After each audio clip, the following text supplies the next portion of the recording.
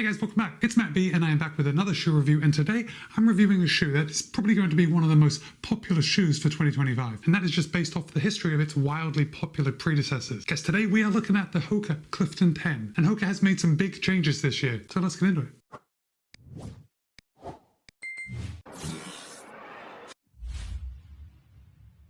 Alright, first of all, I do just want to say thank you to HOKA for sending me this pair of the Clifton 10 for the purpose of review. However, HOKA hasn't told me what to say, they don't have any editorial privileges, and all the thoughts and opinions are my own. With that said, you're going to be able to pick up a pair of the new HOKA Clifton 10 for $150. And look, that $150 is a $5 price increase from the HOKA Clifton 9, but $5 isn't bad, right? I mean, that's the way it goes. C'est la vie, right? Now, I did say that the HOKA Clifton 10 is going to be one of the most popular shoes in 2025, and that's true. But there is a lot of competition out there, and we'll get to those in just a second. But the HOKA Clifton 10 is a neutral daily trainer, and as we know, there are a lot of neutral daily trainers out there. And as far as stack height goes, for the men's version of the Clifton 10, we now have 42 in the heel, 34 in the forefoot, and in the women's version, we have 38 in the heel, 30 in the forefoot for an 8mm drop. Now, if you are a Clifton fan up until this point, your jaw has probably dropped, because I did say an 8mm drop. Up until this point, all other Cliftons, in fact most other HOKA shoes, have been a 5mm drop. So HOKA is definitely trying to realign itself with the rest of the market, and an 8mm drop seems to be where a lot of brands are putting those neutral daily trainers. Now remember I said 42 in the heel for the men's version and 38 in the heel for the women's version. That does include an additional 3mm of stack height over the Clifton 9, so you're getting more protection underfoot. Now for a US men's size 10, HOKA claims that the Clifton 10 will tip the scale at 9.8 ounces or 278 grams. However, in my size, a US men's size 12.5, Clifton 10 tips the scale at 11.7 ounces or 333 grams. So now that we've got the stack and the weight, if you are thinking of picking up a new daily trainer and possibly the Clifton 10, you're probably also looking at competitors like the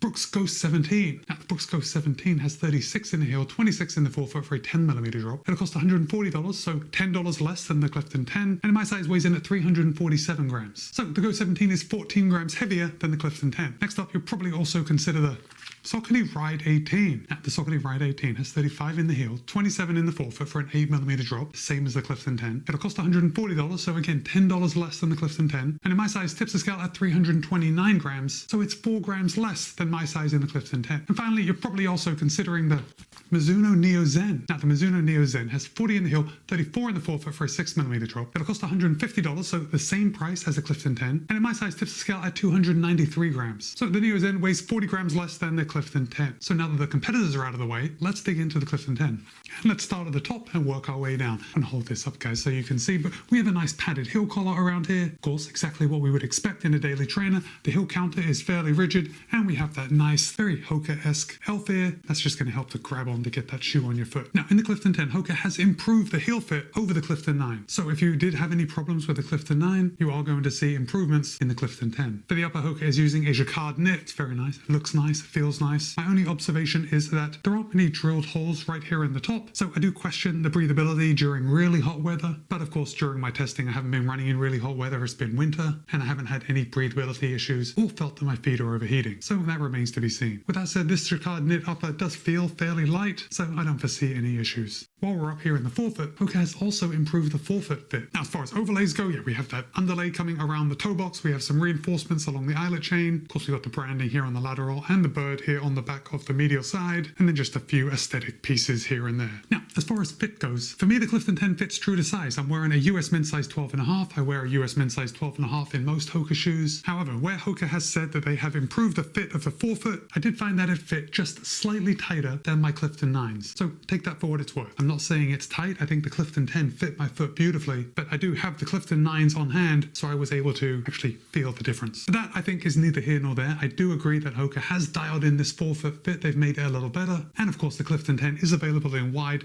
and I think extra wide too. As far as the improved heel fit, if I'm honest, I can't say I notice a difference. I certainly got a good heel lock here in the Clifton 10, but also in the Clifton 9. Now, I think when HOKA has talked about improving the heel fit, we're also talking about their active foot frame, which is focused on the rear of the shoe. And basically, that's just adding a little bit more structure to the midsole foam, which is going to keep your heel centered over the top of the shoe and make it feel just a little more stable. Again, this is a neutral running shoe, but I did find that it had a lot of inherent stability built in. And that, of course, is because of the solid heel fit and this rear foot focused active foot frame. Now, for the midsole, Hoka is using their compression molded EVA, and I am pretty sure it is the same formulation of their compression molded EVA as in the Clifton 9. However, because I have run and walked a lot in my Clifton 9s, they have obviously broken in like a lot. I've had them well over a year now. And my impression of the Clifton 9 is that they are much softer than the Clifton 10. Now, don't get me wrong, the Clifton 10 is not a firm shoe by any means. And I know it's probably not fair of me to compare the ride of the Clifton 10 with the Clifton 9 because I actually wear the Clifton 9s every day to work. So at this point, and probably for the last year, there is not a running shoe that I wear more than the Clifton 9s. But I did find that the compression molded EVA in the Clifton 10 was just slightly firmer than maybe I was expecting because of how much I wear the Clifton 9s, but it wasn't firm at all. It gave me a nice, supportive, and soft ride, although not plush. And because of that extra firmness, especially when I roll through my gait cycle and I toe off, it did give me the feeling that I could pick up the pace in these shoes. Now, as I say when I review daily trainers, this shoe is not built for speed. Just because you can run fast in it doesn't mean there are not better options. But that is also the beauty of a daily trainer, because it works well for walking around, daily activities. You can go out for your easy runs, and if you want to throw some strides or you wanted just one pair of running shoes to do everything, this would also work well for you. Now, just quickly about that stable ride that I was talking about because of that active foot frame, I'm going to say that they have fine-tuned the geometry for an inherently stable ride. Now, of course, we've got that smooth meta rocker that Hoka is known for, and yes, if you are a Clifton fan, you will not be disappointed just because Hoka has made a few changes in regards to the drop and the fit, at least if you have a similar foot shape and running style to me. Now, let's just come down to the outsole,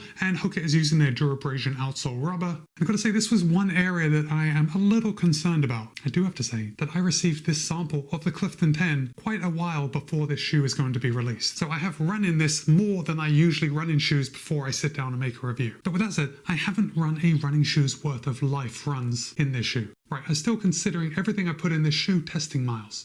And with that said, I am seeing a little bit of wear on this Durabrasion outsole rubber up on my forefoot. Got a little bit of wear here on this exposed midsole foam right here in the middle, but that's not such a big deal, right? We want this exposed midsole foam because it's saving weight. And obviously when it's in the middle of the foot, that's where my weight is coming down. So it's obvious that we're going to see a little bit of wear on something that isn't covered in rubber. But it's this wear on the Durabrasion outsole rubber that I'm concerned about. And then also on my lateral heel edge, I'm seeing quite a bit of wear actually. And so if I had one concern for the Clifton 10, it's going to be the durability factor of the outsole rubber. In fact, on my lateral heel edge, it is almost flat right here. So I've worn away all of the tread and I'm down to just the flat base piece of rubber. But other than that, in fact, let me pull out. I do have my pair of the Clifton 9s here, and I tell you, I wear these shoes every day. Look at the outsole rubber. I don't know how well you're going to be able to see this on camera, but I've pretty much worn through all the rubber of my Clifton 9s, and they still feel great. So me saying that the Clifton 10s may have durability issues, I mean, take that with a pinch of salt. We don't always want to judge the durability based on the aesthetics or appearance of the outsole rubber. Based on my experience with the Clifton 9, the shoe has a lot of life in it. Okay, so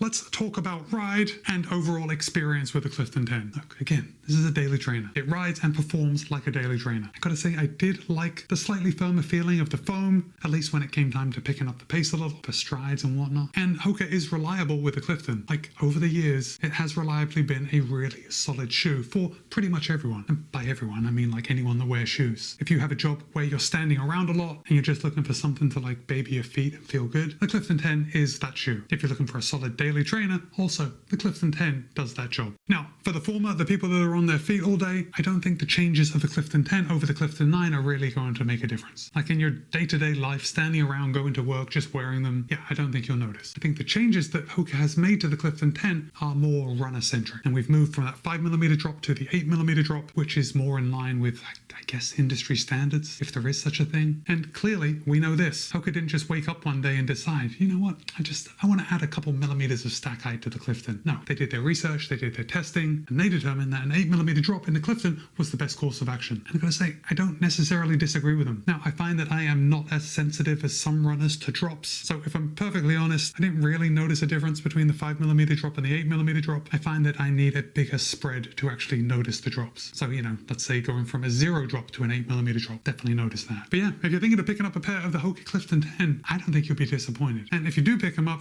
you're going to be in the majority because Hoka's going to sell a lot of units. All right, if you do have any questions, go ahead and drop them in the comments. But for now, it's Matt B. This has been my review of Hoka's Clifton 10. Be kind, be happy, run well. See you in a couple of days.